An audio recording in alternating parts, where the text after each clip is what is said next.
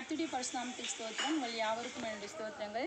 கர்த்தருக்குள் பிரியமானவர்களே, இந்த நாளிலும் கூட மத்திய 28ஆம் அதிகாரம் 20ஆம் வசனத்திலிருந்து ஒரு சில வார்த்தைகளை உங்களோடு பகிர்ந்து கொள்ள ஆசைப்படுகிறேன். இதோ உலகத்தின் முடிவு பரியந்தம் சகல நாட்களிலும் நான் உங்களுடனே கூட இருக்கிறேன் என்றார். இந்த வார்த்தை இயேசு கிறிஸ்துவனுடைய வார்த்தை. இது உங்களையும் என்னையும் பார்த்து கடவுள் சொல்கின்ற வார்த்தை.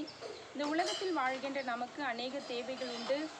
அதனால் நம்ம மனிதர்களையும் அதிகாரிகளையும் பொருட்களையும் நாடி தேடுகிறோம். அவைகள் கிடைக்காத பட்சத்தில் நாம் கலங்கி திகைத்து பயந்து அழுவதுண்டு.